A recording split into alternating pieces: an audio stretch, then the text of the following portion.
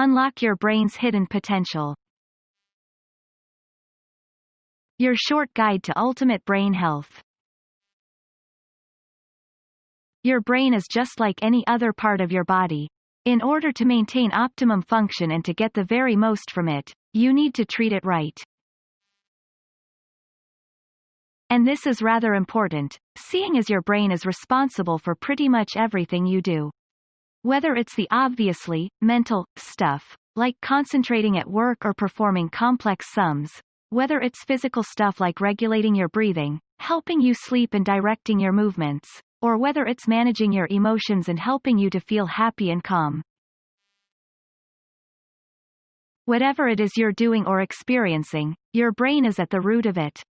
And thus you can improve every aspect of the human experience just by focusing on your brain health.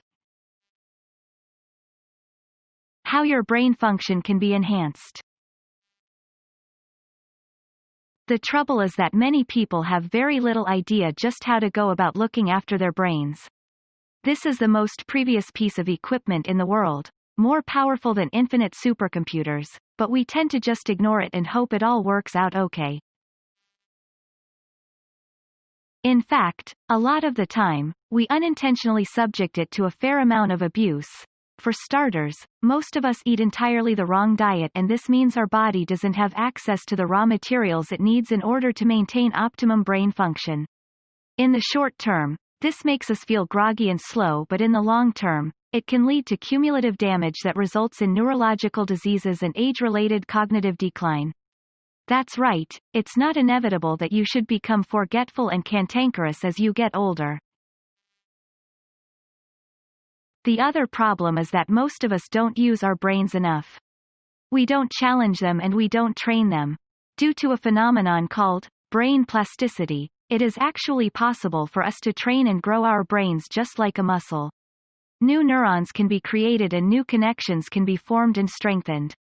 This all means that it's possible for us to develop certain brain areas beyond others and actually enhance our abilities as a result. But when you stop challenging your brain or training it, it can lead to all kinds of problems. Especially when you combine that with high levels of stress and the aforementioned poor diet. How you started destroying your brain with bad nutrition and stress. The way that most people eat these days is enough to severely damage our health and lead to serious problems.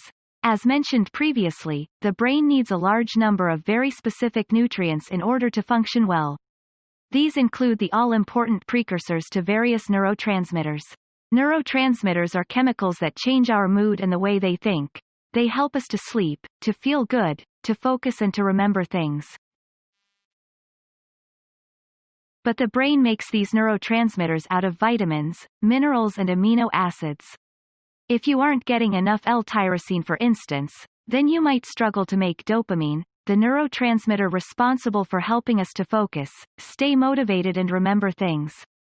Meanwhile, tryptophan is what the brain uses to create the feel-good neurotransmitter serotonin. This is then later converted to melatonin to help us sleep. Vitamin B6 is a building block for numerous neurotransmitters including dopamine, epinephrine, focus, serotonin and GABA, calmness. Choline, found in eggs, is the precursor to acetylcholine which can improve pretty much every single aspect of your cognitive function. Then there are the countless other crucial nutrients that the brain needs to perform optimally. For example, healthy carbs are what fuel the brain with energy, antioxidants protect the brain cells from free radicals and zinc enhances brain plasticity. But most of us are not getting anywhere near enough nutrients in our diets. That's because we eat far too much processed foods. Processed foods contain lots of calories to make us feel full, but they are empty calories that are devoid of the things we need. Meanwhile, our switch to a more modern diet that doesn't include things like fish mean that even those who try to eat healthily are generally not getting the things they need. A perfect example of this is the modern lack of omega-3 fatty acid. Omega-3 is a fatty acid found in fish and some plants, which aids with cell membrane permeability, especially the DHA form. This is important because it allows things to pass more easily through the cell walls, good things like nutrients and signals from other parts of the body. At the same time, omega-3 fatty acid is also used by the brain to create a number of hormones that are linked with managing the blood. This way, omega-3 is able to reduce blood pressure and heart problems. Most importantly though, this also allows omega-3 fatty acid to reduce inflammation in the brain and the predominance of pro-inflammatory cytokines. This is highly important, seeing as pro-inflammatory cytokines are what make you feel so groggy and confused when you're poorly or very tired. Brain fog is a serious problem, and it's made worse by the fact that most of us also have far too much omega-6 fatty acid. Omega-6 fatty acid is a useful nutrient in its own right, but when we get too much of it, it can actually lower omega-3 and cause more inflammation. Most of us have far too much omega-6, because it is used in all kinds of preservative oils. This is then combined with chronic dehydration, which most of us experience on a daily basis. Dehydration can also cause inflammation in the brain, while also generally leading to sluggish performance. These processed foods are also examples of simple carbs, carbs that have no sustenance and which the body processes very quickly. This results in a sudden spike in blood sugar that provides you with a burst of energy, followed by an immediate trough straight afterward. Then there are all the toxins and high quantities of sugars that we consume regularly, and the cancer-causing free radicals. Is it any wonder that you struggle to think through the thick haze sometimes? The role of stress. Even worse is the role of stress. Today, it's a sad fact that a great number of us experience chronic stress, leading to elevated levels of cortisol, the stress hormone, in our systems. This has a number of serious negative effects on our health and on our brain function in particular. For starters, when there is excess cortisol in the system, this increases the amount of the neurotransmitter, glutamate. Glutamate is a general excitatory neurotransmitter, and this means that you'll experience increased brain activity across the board. This leads to heightened awareness and that sense of nagging thoughts. It also makes it harder to sleep, which can lead to memory loss and depression. But perhaps the most worrying side effect is that ongoing stress also leads to the creation of more free radicals, unattached oxygen molecules that attack the brain cells and potentially cause cancer. It can also generally destroy brain cells, robbing you of your ability to think straight. Also worrying is that stress depletes levels of brain-derived neurotrophic factor, BDNF. This is the principal neurotransmitter that stimulates the creation of new brain cells, and it's highly important for increasing brain plasticity. In other words, stress prevents you from learning, and this in turn is associated with depression, OCD, schizophrenia, dementia and Alzheimer's disease. And cortisol also acts contrary to numerous other important neurochemicals. That is to say that when cortisol goes up, these go down. And key victims here are serotonin, happiness, testosterone, drive, and dopamine, motivation and learning. Just in case that you thought the more alert part sounded cool earlier. Note that this also increases your awareness of things like nagging pains, irritating noises and more. This is why stress is associated with tinnitus, the ringing sound some people experience in their ear that has no cause. And meanwhile, heightened stress can actually cause our frontal cortex, the part used for planning, creativity and higher-order thinking, to completely shut down. So in short, stress can absolutely neuter your cognitive ability in the short term and cause long-term damage if it is allowed to continue. The day you stopped learning. All this would be bad enough, if our current lifestyles didn't also involve so little learning and actually using our brains. The brain is a tool that has one singular interest, helping us to survive in our environment. And the way it does this is to adapt and to evolve, to enable us to get more reward and less punishment. It helps us seek out food, shelter and sex, while avoiding pain, hunger and fear. To do this, our brain needs to learn. It predicts outcomes, tries new things and then decides whether or not to do that again based on the response. If it got food, then the neural connections involved in that action are strengthened and it will do it again in future. If it got pain, then the neural connections will be largely overridden and it won't do it again. But the brain loves doing this. Learning, exploring and adventuring keeps the brain youthful and nimble and encourages continued growth and the production of more dopamine and BDNF to encourage plasticity. Once life stops being unique and interesting, the brain stops needing to pay attention and can rely on existing connections. Thus, the things you are already good at get strengthened and everything else gets pruned. You become set in your ways and your brain ceases production of dopamine and BDNF, preventing you from being able to learn new things. And this is when dementia has been shown to kick in. Now with all this in mind, consider the way your life has changed from when you were younger to now. When you were born, everything was new and your brain was highly plastic. You were constantly learning new things and discovering new things. Thus your brain was filled with novelty and it responded to this by producing huge amounts of dopamine and BDNF. This is why children can pick up languages so incredibly quickly. It's why they're always smiling and it's why they're always curious and learning. As we get older, we become more familiar with the world around us. Things get more set in stone and we no longer have to learn simple things like how to walk or what a tree is. But we're still learning. We're learning at school, we're learning when we watch TV and we're daydreaming about all the things we could be. This continues to a lesser extent into adolescence as we head off to college and as we start dating for the first time, learn to drive and learn to pay the rent in our own apartments. Even in young adulthood, much is new as we travel with friends and as we try out different jobs and progress through our careers.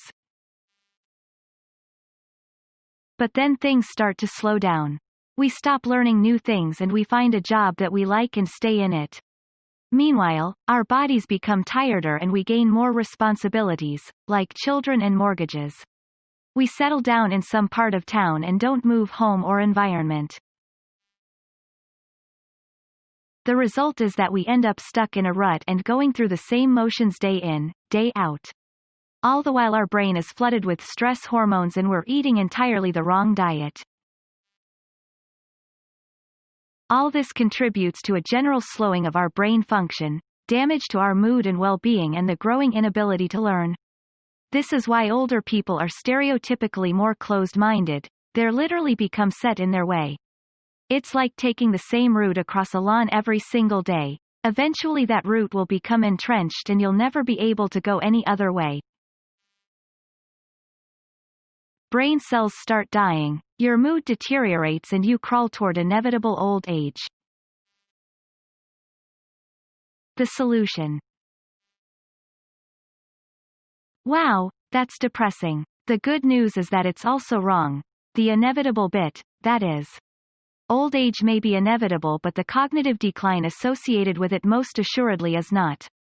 In fact, there are plenty of ways you can combat age-related cognitive decline and keep your brain youthful and healthy well into older age. Read on and we'll look at what some of the things you can do are. Fix your nutrition.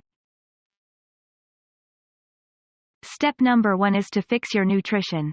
Instead of eating lots of processed foods, sugary snacks and preserved ready meals, you need to switch to nutrient-dense sources of complex, slow-release carbs, to lean proteins to vegetables and fruits. This doesn't mean switching to some kind of fad diet. It just means eating food with real, natural ingredients. And it means seeking out those superfoods whenever you can. If you only add a few things to your diet, consider these. Eggs. Eggs are absolutely amazing in just about every way when it comes to your brain and your health in general. For starters, eggs are one of the only, complete, sources of protein. This means that they contain 100% of the essential amino acids that you can't produce in your body, thereby helping you to produce all kinds of neurotransmitters. Eggs are also rich sources of selenium, vitamin D, B6, B12, zinc, iron and copper, all things that can boost your brain power.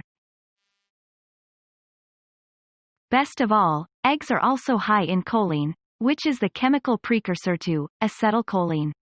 Acetylcholine meanwhile is a neurotransmitter that helps keep us alert, awake and highly attuned to our senses. As though that wasn't enough, eggs are a great source of saturated fats. Saturated fats are also highly beneficial for the brain, seeing as the brain is largely made of fat. Plus it boosts testosterone, which is linked with drive and motivation, as well as mood and low cortisol. Tuna. Tuna is an excellent source of amino acids yet again and is nice and lean for those of you trying to keep their weight down. What's more, is that tuna is a brilliant natural source of omega-3 fatty acid. We've already seen the amazing health benefits of omega-3 fatty acid, so, nuff said on that front. Oh, and it's cheap too. But while tuna is a great source of all these things, it is a little high in mercury owing to pollution, so don't eat more than a small can a day. Red grapes. Red grapes are high in a substance called resveratrol. Resveratrol is a potent antioxidant, which means that it can prevent the action of free radicals in the brain and thereby reduce your chances of brain tumor or Alzheimer's. At the same time though, resveratrol is also able to enhance the function of the mitochondria, thereby helping them to produce more energy for your brain cells. It turns out that resveratrol isn't quite as powerful as some earlier studies suggested, but it's certainly still no slouch either. Coconut oil. Coconut oil contains something called MCT oil, medium-chain triglycerides. This is a type of oil that stimulates the liver to produce ketones. Ketones meanwhile are an alternative energy source that the brain can use instead of glucose. The brain actually prefers ketones for a number of tasks, which makes this a great way to give your supplements. If you want to give your brain a little more edge, then you can do so by seeking out a number of different supplements and nootropics. Some good examples include creatine. Creatine allows the body to recycle its ATP stores. ATP is the body's primary source of energy and is used by every single cell, including the brain cells. This way, creatine is able to give us more energy to think smarter and improve mental vigilance. It has been shown in studies to increase IQ. Omega-3. Getting omega-3 from the diet alone can be hard, so supplementing with a DHA product is a good choice. Avoid cod liver oil if you're pregnant, however, due to the large amounts of retinol. Caffeine. Caffeine will give you a short-term boost in concentration, memory and wakefulness. It's not perfect and can decrease creativity while also being mildly addictive. But it is neuroprotective and can prevent Alzheimer's. Lifestyle changes. Finally, don't forget the power of numerous lifestyle changes. Getting better sleep is absolutely critical to increase neurotransmitter stores, remove adenosine, which contributes to brain fog, and strengthen new neural pathways. Also very important is exercise. The brain is primarily designed for movement. This is what the majority of brain areas actually specialize in. Moving the body is the best way to learn and to stimulate plasticity, while cardio will also improve circulation to the brain while adding a short-term increase in serotonin and endorphins. Finally, make sure to keep learning, keep exposing yourself to novel surrounds and keep trying new things. Computer games are actually a great way to do this, as every new game includes new environments and new rules to uncover. Of course, we're only just scratching the surface of what you can do to increase your IQ, your wakefulness, your creativity and your long-term brain health. In the full book, we go into much more depth discussing the huge number of specific brain training techniques, health strategies and more that you can use to start getting more out of your brain and looking after it. A lot of this is about what you need to stop doing. And it's about making small changes to your routine and lifestyle, like eating a little more fruit and perhaps walking a little more. Doing small things can make a huge difference to the way you feel now and in the future. It could potentially be the difference that adds 5 or 10 years of quality life. Look after your brain and everything will get better.